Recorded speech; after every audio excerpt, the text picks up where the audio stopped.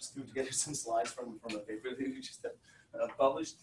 This one is about feelings, and even though we tend to think about feelings as sort of ephemeral, unimportant things, they lie at the basis, I think, of intelligence, cognition, and are a vital part of closing the feedback loop that regulates our behavior and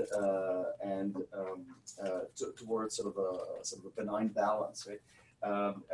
When feelings go wrong, the results are never pretty.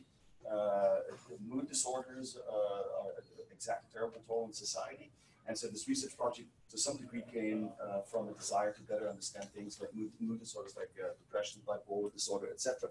Now, what we did is to look at a number of questions. First of all, what is an emotion and how is it expressed? People actually, we use language, you might have noticed, and emotions are very often translated in language. On the other hand, it's also true that the language that we use also shapes our emotions. Talking about your emotions sometimes changes them. And so we had a number of basic questions that we wanted to know, like how long does an emotion last?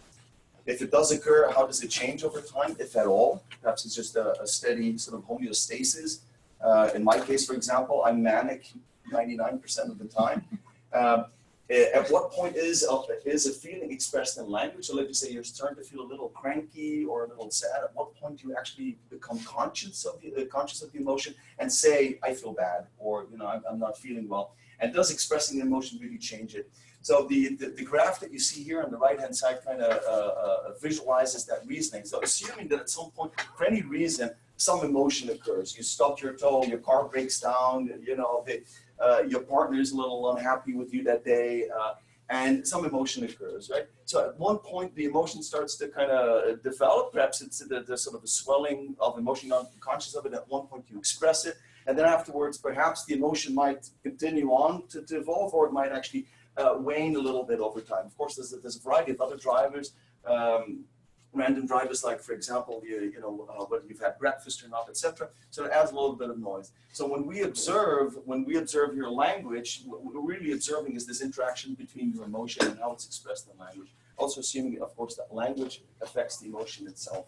And so that sounds like a pretty complicated picture. And how do we measure emotions without significant observer bias? And by observer bias, I mean that in psychology, cognitive science, a lot of studies of mood and emotions are essentially done by asking people how they feel. That, of course, has the big disadvantage that asking someone how they feel and to express it in language, of course, means that they reflect on their feelings and it changes the emotion itself. So you can't do it too often, and if you do it quickly in succession, you're starting to create a significant observer bias, which means that your observations might be an artifact of the observation practice itself. So that's quite problematic. It prevents us from actually measuring the natural evolution of a typical emotion at high temporal resolutions. So here's what we did. We have a database of about 665,000 Twitter users, for which we harvested their entire timelines of all of the tweets that they ever submitted. Well, at least the 3,200 most recent, but for a large majority of users,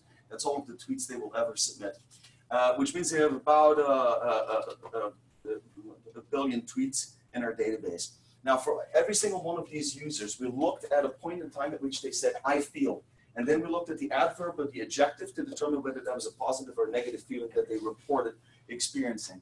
Then we put all of those timelines on top of each other, centered on the moment at which they said, I have a positive or I have a negative emotion. So all of these times that are stacked on top of each other. And then we start to analyze the tweets that were posted by all of these people together at, for example, a minute before and a minute after they had this emotion, right? And so, of course, then we can look at the text valence and see whether it reveals the actual emotion or not. And the results are pretty cool. As you can see here on this graph, and it doesn't include the confidence intervals for a reason I don't understand, perhaps it's the transparency. You can clearly see that expressing a positive emotion afterwards, it continues to crest on a little bit. So saying that you feel good might actually prolong the emotion. However, saying you feel bad has at least an immediate reversal of the emotion. That's the catharsis effect. Saying you feel bad makes you feel a lot better, okay?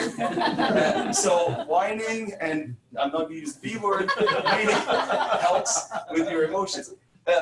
More interesting is that we actually separated our subjects into in female and male timelines using a sex classifier. And the most outspoken catharsis effect was actually found for females, not for men. So if you're a woman or identify as a woman, I highly recommend that you complain about your feelings a lot. I won't go into all of this, but let me just, for a couple of seconds, just tell you, there's a distinct warning in our data as well. People actually fall apart in sort of happy and unhappy groups online, where unhappy people are associated with unhappy friends, and happy people are associated with happy friends online.